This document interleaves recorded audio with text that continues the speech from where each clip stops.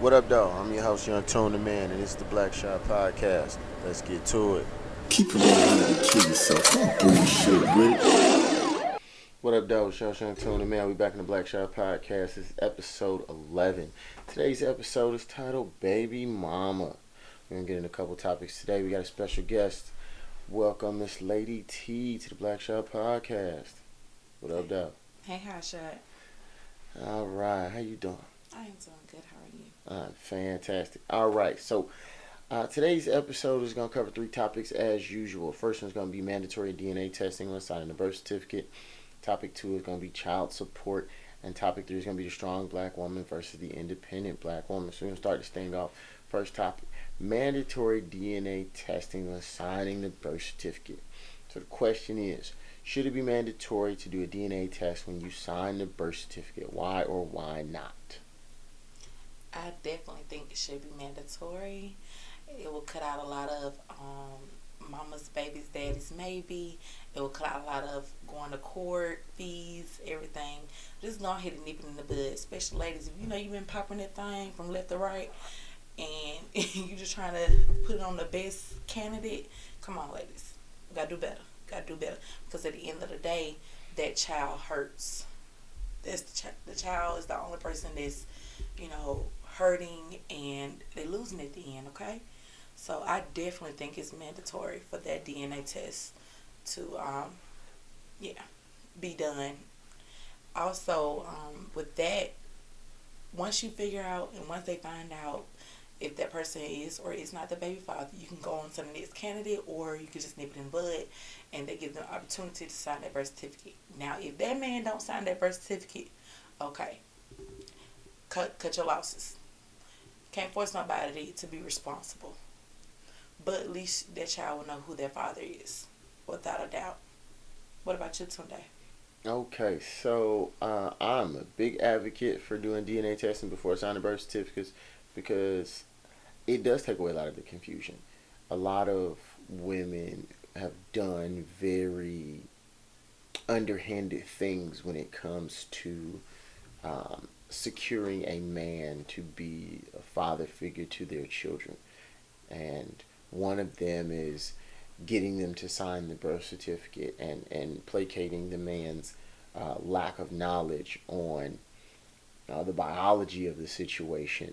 I want to appeal to his feelings. I'm going to get him to think this or think that, and then he becomes legally responsible for that child via signing that birth certificate with no biological basis.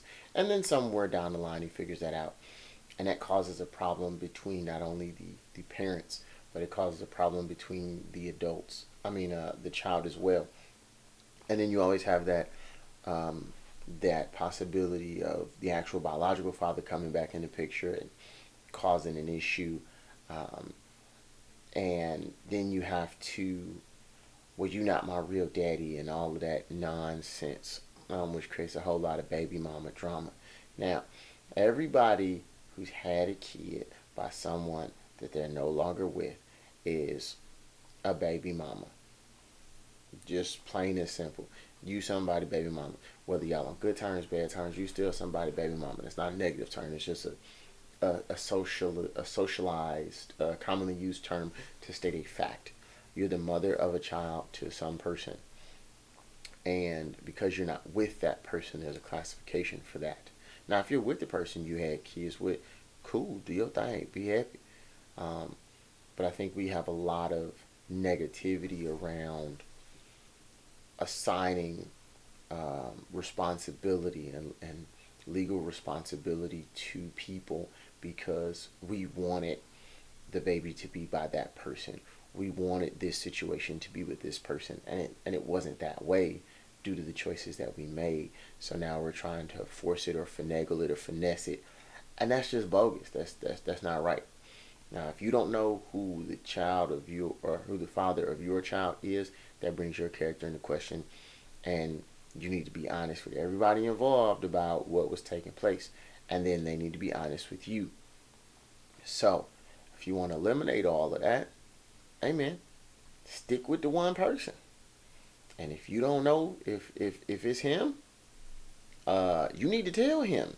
Especially say, okay, look, This is what it is. It's a possibility. Don't just go and say, you the father, you the daddy, you the only person I've been with. Like I said, you been popping that thing. This is a hot girl summer. You bring it back for the 99 year 2000. And you know damn well you've been doing that for the whole 365 step of the summer. So, yeah, just go ahead and be real with all parties involved. The only thing I can say is the legitimate excuse of not knowing who your baby's father is if you have PCOS and you don't know when you ovulate. But that doesn't mean go out there and be reckless because of your health. Still protect yourself and be mindful of your body and what you're doing. Because at the end of the day, like I said, the child suffers.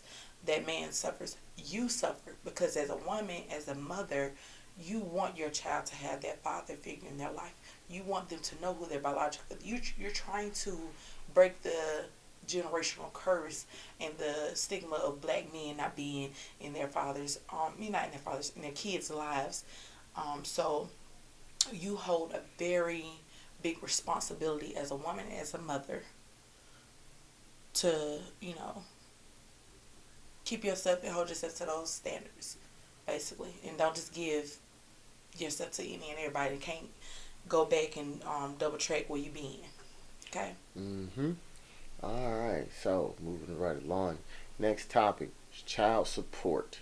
So, in your opinion, what is the criteria for putting your child's other parent on child support? Man to woman, woman to man, woman to woman, man to woman. My criteria. Okay, this is my personal opinion. It's not a fact. It's gonna be people who agree with me. It's gonna be people who don't agree with me. I don't believe in the child support bull crap. Okay, I'm not finna force you to be responsible for nothing. Cause at the end of the day, you're a grown person. You're an adult. You know you have responsibilities out here.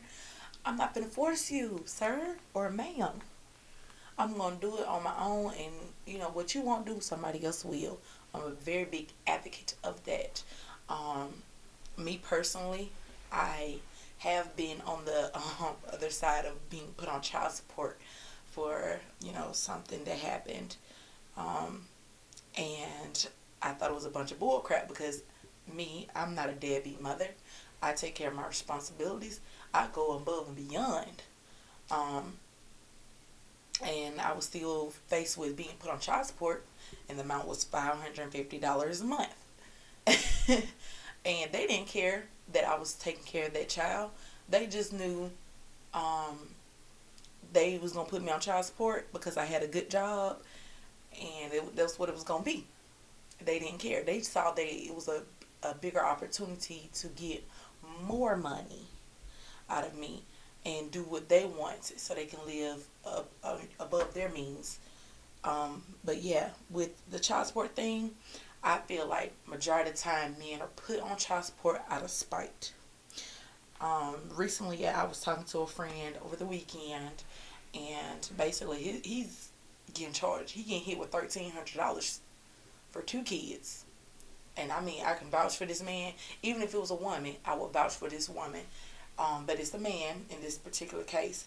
I can vouch for this man. He go above and beyond for his kids. But it's a sad and unfortunate case in America in these days and age where people put these men on child support simply because they didn't have a great relationship and they ended on bad terms, or that man wanted to move on because your ass was toxic. You failed to acknowledge your toxic bullshit, and you want to hurt that man.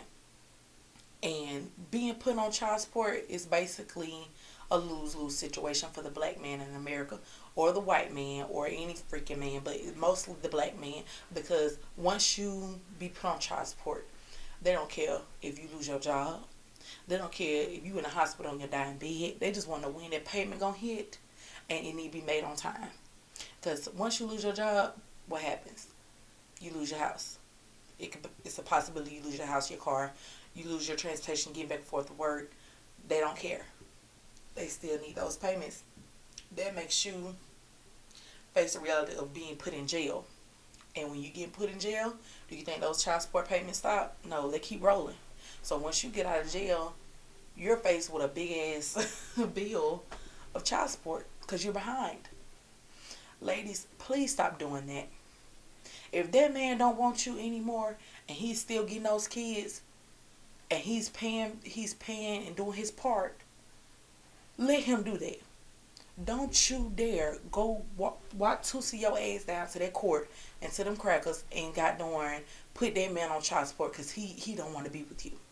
Stop doing that because you're hurting them damn kids. Stop doing that.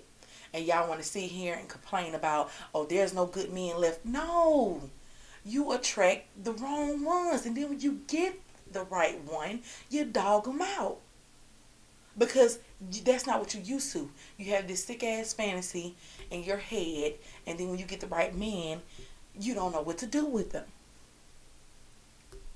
That is ridiculous. Ladies, stop that. These kids need their fathers. These kids need their mothers. It's an equally yoked thing.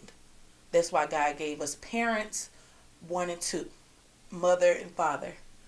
He didn't make it where it was just only mother raising kids. He didn't make it where father raising kids. He made it where it's a pair, mother and father. And if you constantly keep pushing this man away, of course he ain't gonna do that. But stop doing this, especially for the ones who breaking their necks and begging for them damn kids. And also, if you can't goddamn financial to take care of these kids, give them to their damn daddy until you get on your shit as a woman. Stop doing that. Because Lord forbid, if I ever get on my damn, down on my luck, I'm signing mine over to their daddy. We're going to have an agreement. Because it's me and mine, we can conversate. We can communicate like two adults. And we can figure some stuff out. I'm going to definitely be like, hey, look, baby, I can't do it. I cannot do it. I need you to take over and let me get myself together. And once I get myself together, I come back for them. I take on the every other weekend role. I take on whatever they need. I provide. And child support is just that. To support their damn child. Not for you to go get your nails done. Not for you to go see Kevin Gates on front row and backstage passes. Not for you to get no damn Douce and no Crown Apple Roy and go have a hot girl summer. It's for them damn kids. Them kids don't need a brand new fucking Jordans that just hit the street. Those are wants, not needs. And if you cannot survive on what the judge is giving you, then something definitely is not right. I don't care what nobody says. Something is definitely not right. That is not on that man. That's not all on that man to take care of them kids when he's on child support. He supposed to meet whatever you're providing. For instance, and I'm gonna give y'all an example for y'all simple-minded women. If you pay $400 every month, it totals up to be $400 that you spend on your kids. He need to be providing the other $400. So that's $800. That's his half. You know what I'm saying? Don't sit there and be like, oh, well, that $1,300, I can't do nothing with that. Or that $800, that $400 you give me, I can't do nothing with that. Them kids ain't that damn expensive. Cut out you getting your nails done. Cut out you keeping that other nigga up that don't want to work, that you got in your bed eating your kids' snacks and drinking their Capri Suns up and buying him dime bags and kinky, keeping up his habits. Cut all the other bull crap out and take care of them kids. Use that money for what it's for. And you wouldn't have to worry about, oh, it's not enough. Stop doing it. And another thing, Young Tune, going back, I'm going to double back on this.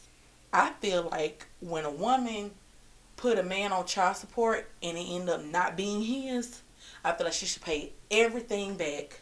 On top of, especially if she slandered that man's name or she caused that man any kind of heartache or stress or whatever. I think she should face time a little bit. Maybe about like 30 days.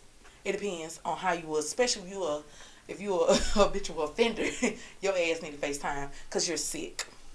You're the reason why black men want to go to other women sometimes. You're the reason why black men is the black man or black woman is kind of dying out because how you treat them. These men deserve more than what you're doing. Okay, that's a lot. So I'm gonna break this down piece by piece. Uh, I agree that we shouldn't put our child's other parent on child support, whether it be man and woman, woman and man, man and man, woman and woman, because all those situations do exist. As adults, you both agreed to take on the responsibility of being parents, whether y'all jumped in the sack, y'all went to the doctor, y'all had a donor, surrogate, however your situation came to you, me, and a child. We should be able to come together as competent intellectual beings, and we made the decision to take on the responsibility of having kids. So that means we should have made the decision to take on the responsibility of how we gonna teach these children, how we gonna rear these children, how we gonna afford these children, how we're going to educate these children, so forth and so on, right? And if we decide that we can't successfully do that as a couple, then we decide how we're going to effectively do that as co-parents. And um, it's quite the headache to have to listen to, man, I can't go do this because I got my kids this weekend. Now, you should have your kids every weekend. You should have your kids all the time. You should be in the house with your kids. Ladies, if you're raising children, particularly boys, you're raising man children, right? Your sons are not to be your toys. They're not to be your playthings. They're not to be the proverbial fill-in for the man that you lack and or the man that you are seeking. That does not do good for you psychologically, emotionally, spiritually, or physically. That does not do good for your son or sons psychologically, emotionally, physically, or spiritually. So stop treating your sons like your playthings. Because that's definitely giving off weird vibes, sweetie. That's very much predator, pedophile. Something is sick. That is. That's another thing. I'm glad you brought that up, young son. You know, that is disgusting, honey. That is your son you're looking at and you're grooming to be the man of your dreams. And you wonder why when your son get about 21 or 18 to 30, he can't hold down a good relationship because he's in love with you. Spiritually, he's in love with you. Mentally, he's in love with you, and he don't understand why. He might not be in love with you sexually, or but he's in love with you because you done groomed him to be the man of the freaking house. Stop doing it. Get your old ass up and stop being a bitter woman, and go get you a man. And one thing about that, y'all love to say there's no good man out. In order for you to attract a good man, you gotta ask yourself: are you a good woman? Are you putting out what you're trying to put down and what you're trying to receive? Because in order to attract those things, you gotta be that yourself. Come on, ladies. Like, I'm not trying to down us, but come on, we gotta do better. If you know your ass need therapy, go get therapy. Better yourself as a woman before you go seeking a man. Because that man, he gonna be on his stuff, and you slacking. It's not gonna work. You gonna end up destroying him, and really and truly, a good man, he ain't finna let you destroy him. He gonna get the hell on through. When he see you ain't bringing that to the table, but pulling up a chair, he gonna get on through. He gonna pay his tab. He gonna go. In addition to that, to say that there's no good men, for every mother, for every son that is born, that's somebody's potential husband. So you not raising your husband. You raising somebody else's husband, and we're gonna invert this a bit. For the men who are single fathers, you raising somebody's husband. So if you have bad habits, your sons are gonna emulate you and pick up your bad habits. So if you don't brush your teeth before you go to bed, don't try to look that little boy in the face talking about he got to go brush his teeth before he go to bed because he ain't never seen you do it. They're going to do what you do. Children do as they see, not as they're told. And take that from a man with 2 kids. I've been an uncle since I was 3. I have several nieces and nephews. Children do as they see. They don't do as they're told. And adults too. Adults are just children who grew up being allowed to behave a certain way, and we do as we're allowed. Now, when you're raising children, you have to show them what you want them to do.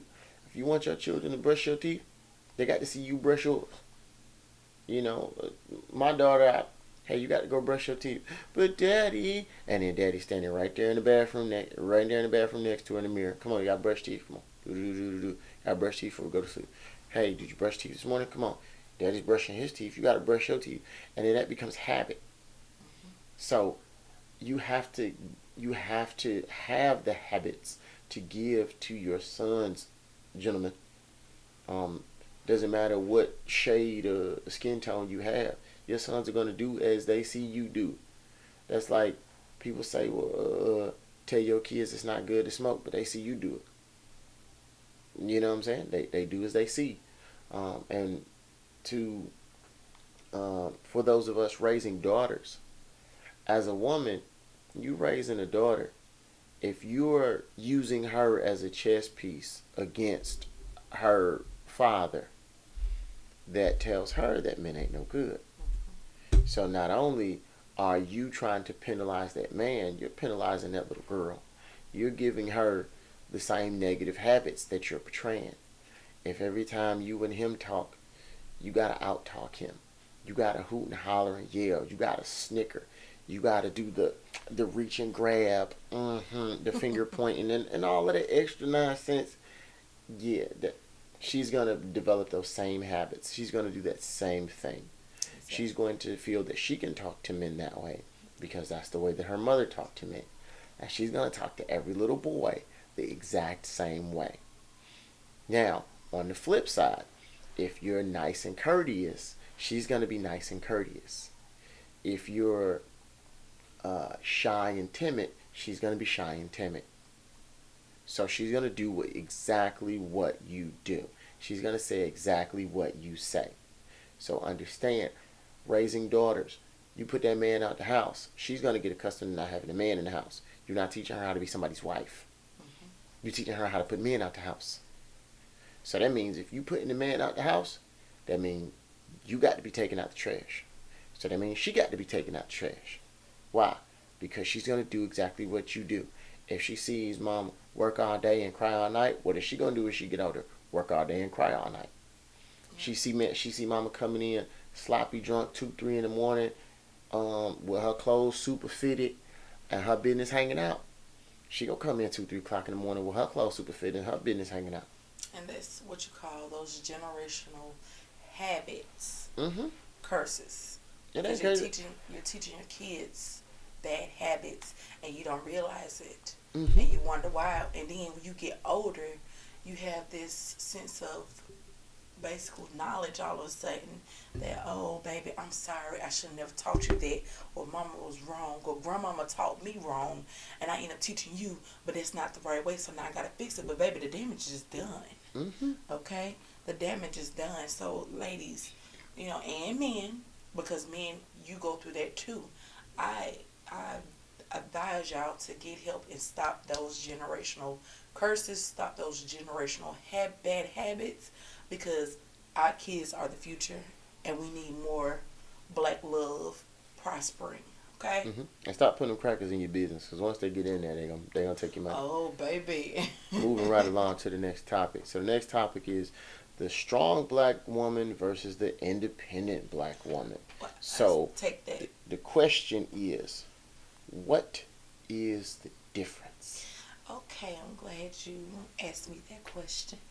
The strong black woman is that black woman. She's secure by herself. She's on her business. She's grinding. She's feminine, submissive. She's strong, and she can stand on her own, but she chooses not to. Okay, she's capable of not standing on her own. She's able to be like, baby, I know you got this. I know you're capable of leading. So I'm going to just sit back and watch my man do that. I'm going to sit back and watch him lead me, because I know he's capable of doing that, and he haven't lead me astray yet. Now that strong, but that independent, strong black woman, that's a woman who's been raised by more independent, strong black women that don't need a man, that haven't had a good man, so they mad at the world.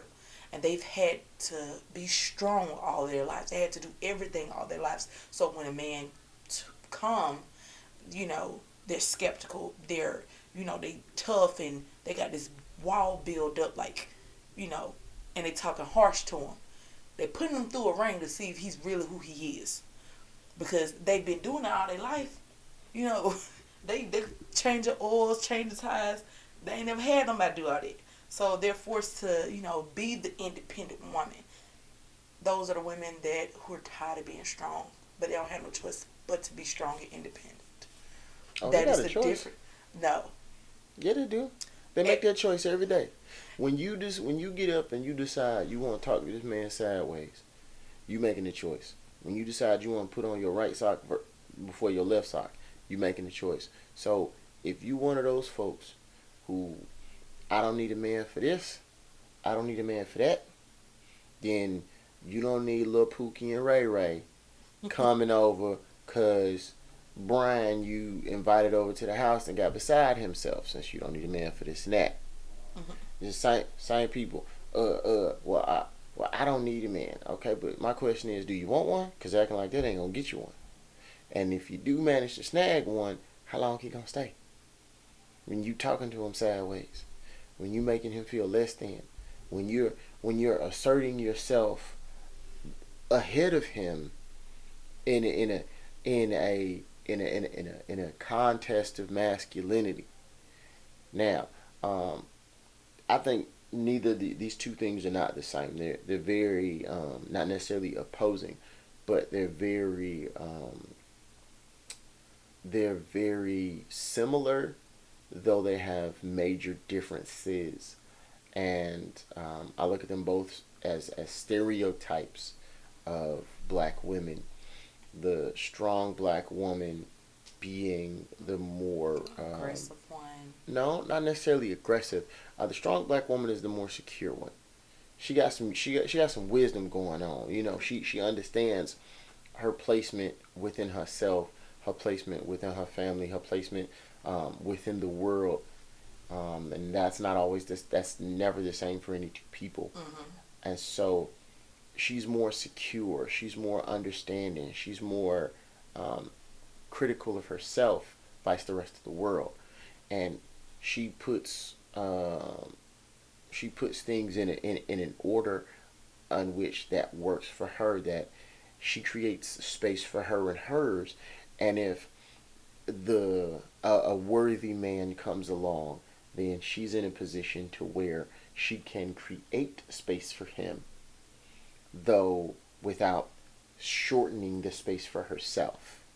And I think the independent black woman is so focused on not creating a space for the man that when she finally comes around to trying to, there's no space available for him. She's filled up all the space.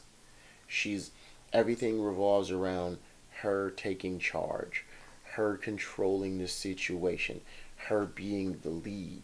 And it's not a bad thing to be a woman and rule your house. You're supposed to. Mm-hmm. However, if you intend to attract a mate, you have to have room for that mate. So, I can't expect you to move into my house from your house if I don't have physical space for your stuff. I can't say, hey, how about you move in with me, but I live in a studio and you're moving from a whole house. There's no physical space for your stuff. And if there's no physical space for your stuff, there's probably no spiritual space for your spirit. And so that independent black woman has filled up all the space, both physically and spiritually. So there's no room for him, physically or spiritually. So then they butt heads because he's bringing his spirit that takes up a certain amount of space, and he's bringing his physical stuff, and that can go either way. If you decide to move in with him, but you're trying to bogart his space. But see, one thing I want to stop you right there. I've noticed with strong, independent black women, how they get to that point is because they have tried to let their guard down with men. Not saying all men, but I'm saying with the men that they have chosen, and they, led them astray. They tried to be submissive, and it didn't work. So they felt like they had to do that. With that, they just don't know how to let their guards down and be soft, be feminine, and have that balance. And then that goes back to the mother and son relationship type thing. They're in love with each other because when the independent black woman, strong black woman, don't have a man and she have a son, that's where that kind of relationship, sprout. And again, it really comes from them not being able to trust and let their guard down. That's why I say therapy is very much needed in the black community. I agree. Drugs can't help that. Weed can't help that. Look can't help that. You need therapy because it's generational curses that y'all are carrying and y'all continue to have and continue to teach your kids. Ladies, it is okay to be submissive. It is okay to be, feminine, vulnerable, and it's okay. It is okay, baby. It's a time out for being strong, independent. Okay? Let that man lead you. Okay? Let him come in your life. Because as a strong, independent black woman, you know why that relationship is failing? Because when that alpha male come in and you're trying to be, the alpha female that you've always been, instead of being submissive, because you can still be an alpha female and be submissive now. Don't get it twisted. But you have to allow him to lead. And God knows, your spirit will know when you got a real alpha male that know how to lead in your presence. It's the way he talk. It's the way he hold himself. It's the way he dress. It's the way people address him when they're talking to him. You're going to see it. Because this man that's sitting across from me right now, this is a real alpha male, okay? A true alpha male. And at one point, I was that independent, strong black woman. Till he came around and he told me, he ain't asked me, he told me, this is what we're going to do. I need you to do this at this time. And I said, okay, big daddy. Because I was tired of being independent, baby. I was tired, ladies, of having to do the man's job. Because that's not what we was here for. We're not made to do the man's job. Even though we can, but we're not made to. That takes more energy. Let that man lead you. If that's the right man, he's going to lead you on the right path.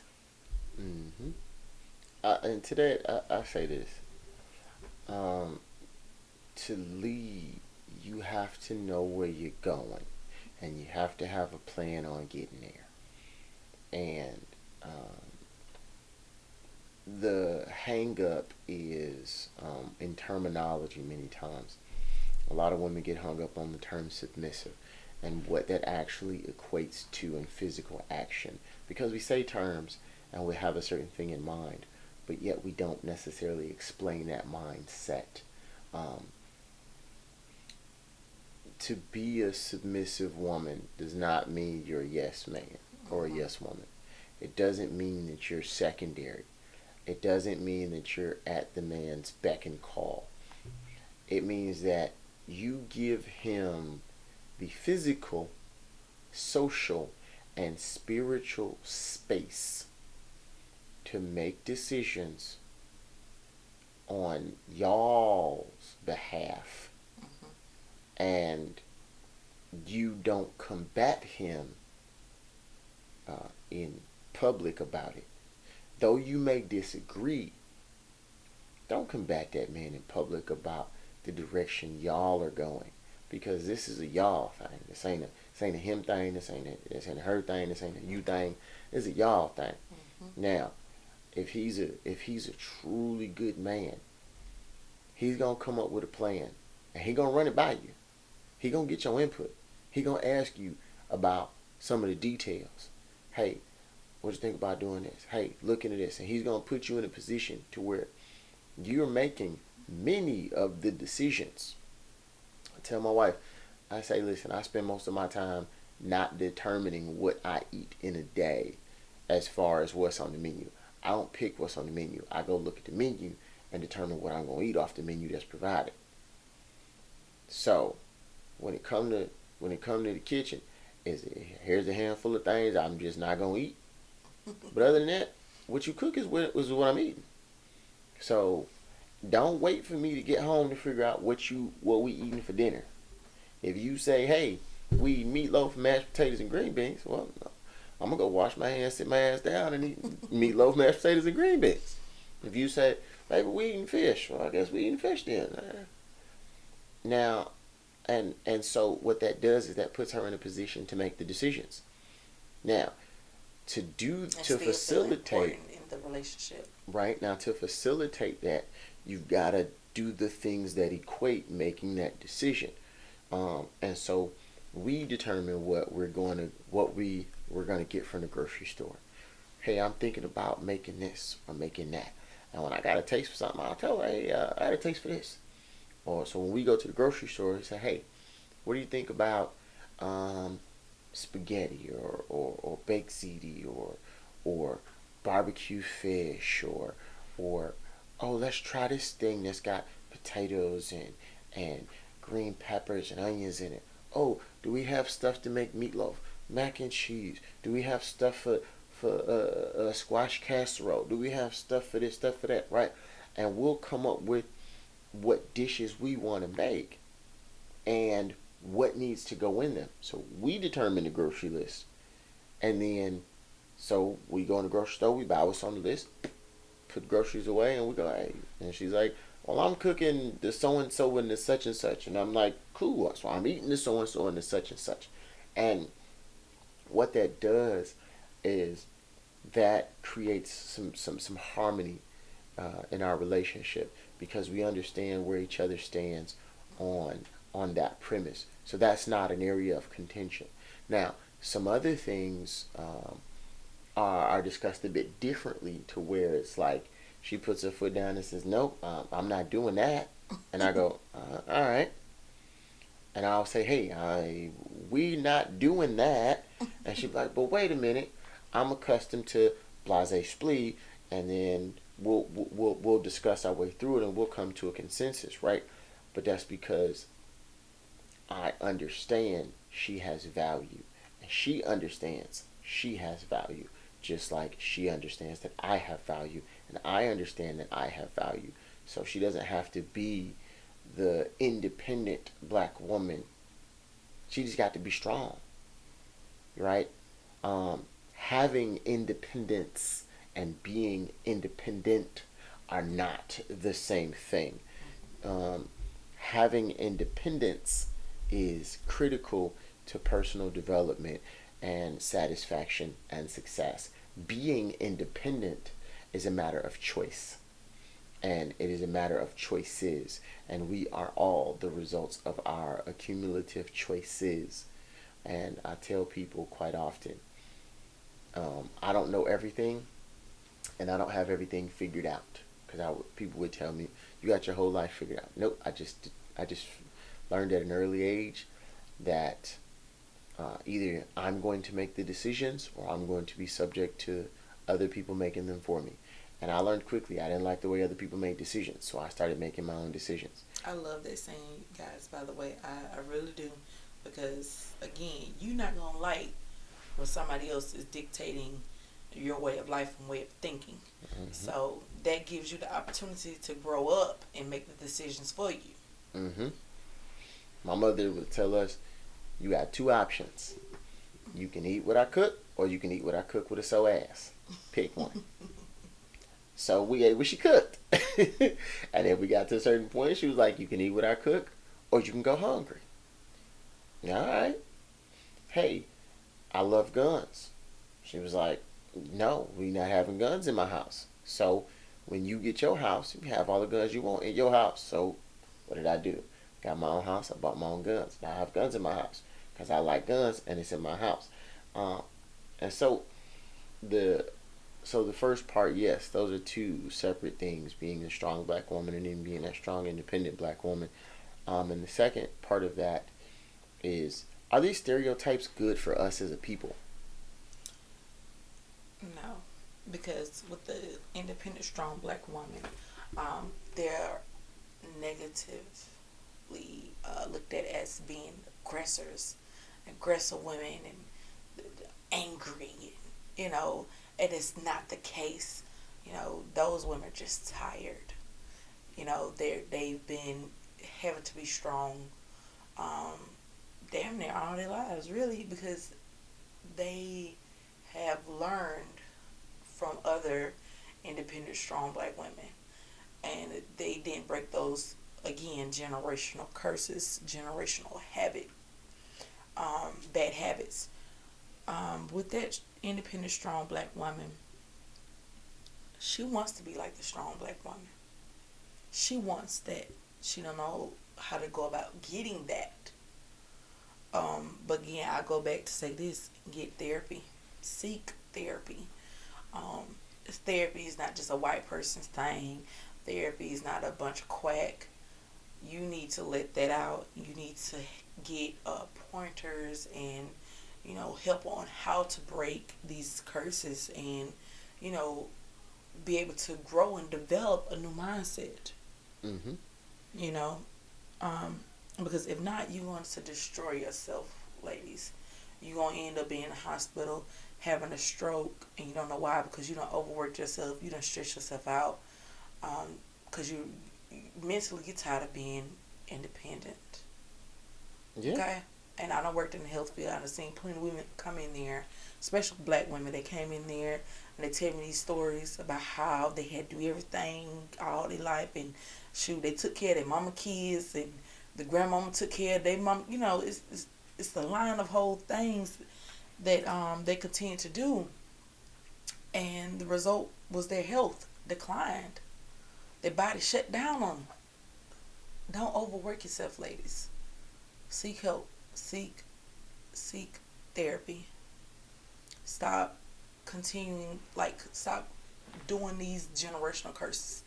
If you know it's not right and you tired of something, doing something and seeing the same result, change it. And me and this go for you too. Change it. Seriously, it's okay to ask for help. Mm-hmm. Very true. Um, so that covers the topics for the day. I'm going to end this with the quote from the Gospel of Big Mama.